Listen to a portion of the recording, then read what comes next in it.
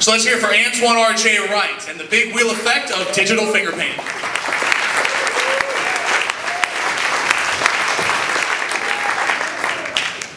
I want to talk to you a little bit about this intersection of art and technology. We've learned a lot about today about entrepreneurship and perseverance, but I want to take you back a little bit.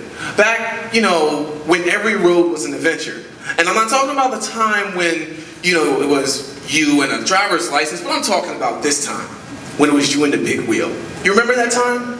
You might not have had a big wheel, but you remember how it felt to just kind of go out and have this adventure, and it was just you and your friends and your imagination, and, well, you got older, and, you would sit back and marvel now, but it was nothing like the big wheel where you sat back and, cocked your arms up with a chopper, and you got air running across your face, but it's air conditioned. It's not really going outside. I mean, you've got things to do, you've got chores, and, well, your job calls them adventures, and you've got opportunities to touch strings, but it's more like, well, it's more like this, Whatever happened to this idea of connecting and getting with one another, getting with people in these places and spaces with a whole lot of color, but not just letting the pixels lie where they may?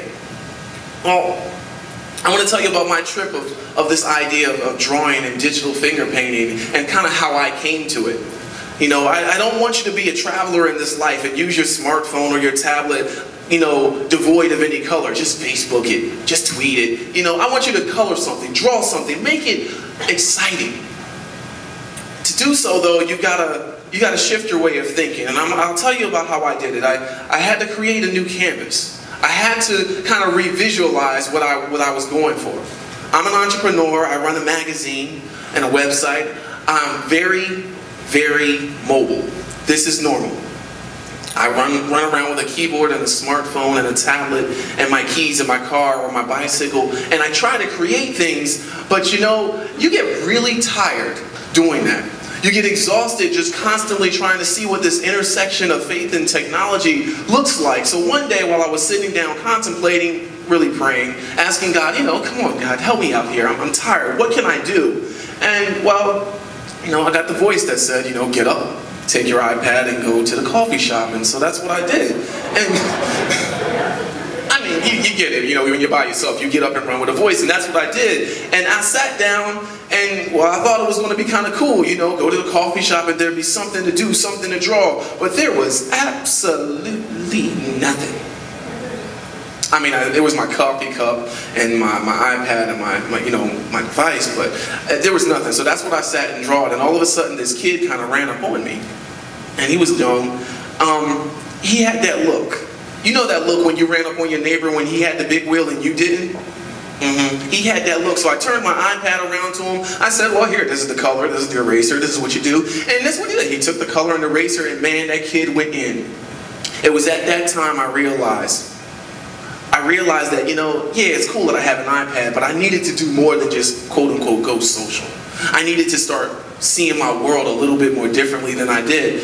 And so I experimented a little bit. I would go to a coffee shop and I'd find people embracing books, embracing each other, embracing coffee cups occasionally, many people, just kind of head down, living their life. But I started to see all of these colors come out. And as I started to draw and get used to this idea of drawing in a coffee shop, I started to have this big wheel moment. I went back to this time of being a kid.